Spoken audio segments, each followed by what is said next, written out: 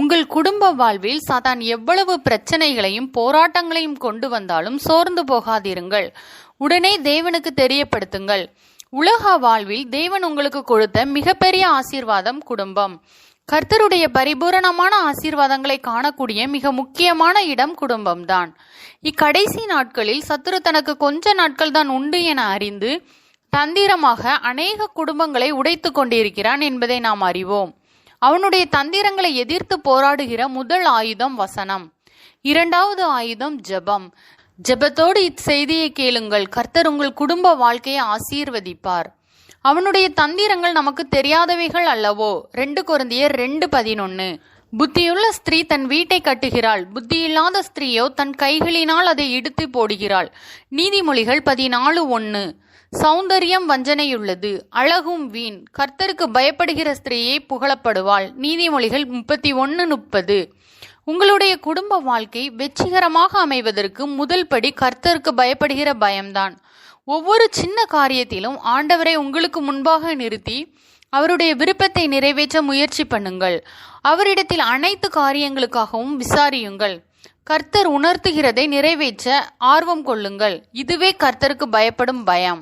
மனுஷன் தனிமையாக இருப்பது நல்லதல்ல, ஏற்ற துணையை அவனுக்கு உண்டாக்குவேன். ஆதியாகமம் 2:18. இன்று நம் அருமை ஆண்டவர் ஆதாமுக்கு ஏற்ற துணையாக ஏவாளை உருவாக்கினார். அன்பான சகோதரிகளே, உங்கள் கணவருக்கு ஏற்ற துணை நீங்கள்தான் என அறிந்து கர்த்தரை அதிகமாக துதியுங்கள். உங்கள் கணவரை அதிகமாக கனம் பண்ணுங்கள். ஆண்டவர் உங்களை அளவில்லாமல் ஆசீர்வதிப்பார். மனைவிகளை கர்த்தருக்கு கீழ்ப்படுகிறது போல உங்கள் சொந்த புருஷனுக்கும் கீழ்ப்படியுங்கள். எபேசியர் 5:2. திருமணத்திற்கு முன்பு நீங்கள் வாழ்ந்த வாழ்க்கை வேறு, திருமணத்திற்கு பிறகு வாழ்கிற வாழ்க்கை வேறு. நீங்கள் திருமணமாகி வந்திருக்கிற வீடு உங்களுடைய வீடு என்கிற இருதயம் எப்பொழுதும் இருக்க வேண்டும். வேதம் சொல்லுகிறது, உன் தகப்பன் வீட்டையும் மறந்துவிடு, அப்பொழுது ராஜா உன் அழகில் பிரியப்படுவார். சங்கீதம் 45:10-11. இதுதான் தேவனுடைய ஆலோசனை. ஒவ்வொரு காரியத்திலும் உங்களுக்கு இவ்வுலகத்தில் ஆசீர்வாதமாய் கொடுத்துள்ள உங்கள் அன்பு கணவருக்கு கீழ்ப்படிவதை தான் வேதம் முக்கியத்துவப்படுத்துகிறது. அதே வேளையில் உங்களை வளர்த்து இம்மட்டும் நீங்கள் ஆசீர்வாதமாய் இருப்பதற்கு காரணமாய் இருந்த உங்கள் பெற்றோரை விட்டுவிட வேண்டும் என்று அர்த்தமல்ல. அவர்களுக்காக ஜெபிக்கவும் சந்திக்கவும் தடையில்லாமல் நீங்கள் நடந்து கொள்ள வேண்டும். அதே வேளையில் கணவருக்கு எல்லா காரியத்திலும் நீங்கள் கீழ்ப்படிவதுதான் தேவனின் கட்டளை. அப்பொழுது உங்கள் குடும்ப வாழ்க்கை கர்த்தருக்குள் சந்தோஷமாகவும் சமாதானமாகவும் அமைவது நிச்சயம். உங்கள் திருமண வாழ்வு கசப்பாக இருக்கலாம் அல்லது கசந்து போய் இருக்கலாம். தயவு செய்து சோர்ந்து போகாதீர்கள். உங்கள் வாழ்வை சாத்தான் திருடி கொண்டு போக எள்ளளவும் இடம் கொடாதீர்கள். நீங்கள் எதிர்பார்த்தது நிறைவேறவில்லை என்பதற்காக விவாகரத்தே ஒரு வழி என்ற எண்ணத்திற்கு இடம் கொடாதீர்கள். அதற்கு மாறாக பயபக்தியோடு கூடிய உங்கள் கற்புள்ள நடக்கையை அவர்கள் பார்த்து போதனையின்றி மனைவிகளின் நடக்கையினாலே ஆதாயப்படுத்திக் கொள்ளப்படுவார்கள். 1 பேதுரு 3:1-2. இதுவே தேவனுடைய ஆலோசனை.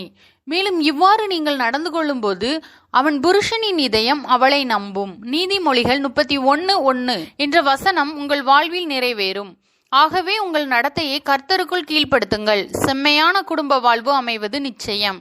இன்று அநேக மனைவிமார்கள் தங்கள் சொந்த கணவருக்கு தெரியாமலேயே பணத்தை சிற்றின்பத்திற்கும் ஆடம்பர செலவுகளுக்கும் தங்கள் சுய விருப்பத்தை நிறைவேற்றுவதற்கும் செலவழிப்பதினால் கசப்புகளுக்குள்ளும் கண்ணீர்களுக்குள்ளும் தள்ளப்படுகிறார்கள். இவைகள் வளரும் போதுதான் கோபம், எரிச்சல் மற்றும் சந்தேகம் என்னும் ஆவிகள் தலை தூக்கி உங்கள் வாழ்வை தலைகுனிய செய்கிறது. எனவே உங்கள் வருமானத்திற்குள் செலவு செய்ய பழகிக் கொள்ளுங்கள். மற்றவர்களைப் போல ஆடம்பரமாக வாழ வேண்டும் என விரும்பி வீணான கடன் பிரச்சனைகளுக்குள் மாட்டிக்கொள்ளாதீர்கள். எல்லாவற்றுக்கும் மேலாக உங்கள் தேவைகளை ஆண்டவருக்கு தெரியப்படுத்துங்கள். உங்களுக்கு இன்னது தேவை என்பதை அறிந்த பரம தகப்பன் உங்களை நடத்துவார்.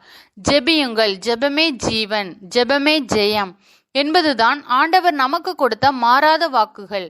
உங்கள் ஆவி ஆத்துமா சரீரத்தை ஒப்புக்கொடுத்து ஜெபம் பண்ணுங்கள். உங்கள் குடும்ப வாழ்வில் சாத்தான் எவ்வளவு பிரச்சனைகளையும் போராட்டங்களையும் கொண்டு வந்தாலும் சோர்ந்து போகாதீருங்கள். உடனே தேவனுக்கு தெரியப்படுத்துங்கள். மனுஷனை நம்பி அவனிடம் சொல்லாமல் தேவனை நோக்கி பாருங்கள். நீங்கள் ஒன்றுக்கும் கவலைப்படாமல் எல்லாவற்றையும் குறித்து உங்கள் விண்ணப்பங்களை ஸ்தோத்திரத்தோட கூடிய ஜெபத்தினாலும் வேண்டுதலினாலும் தேவனுக்கு தெரியப்படுத்துங்கள். அப்பொழுது எல்லா புத்திக்கும் மேலான தேவ சமாதானம் உங்கள் இருதயங்களையும் உங்கள் சிந்தைகளையும் கிறிஸ்து இயேசுவுக்குள்ளாக காத்துக்கொள்ளும். பிலிப்பியர் 4:6-7.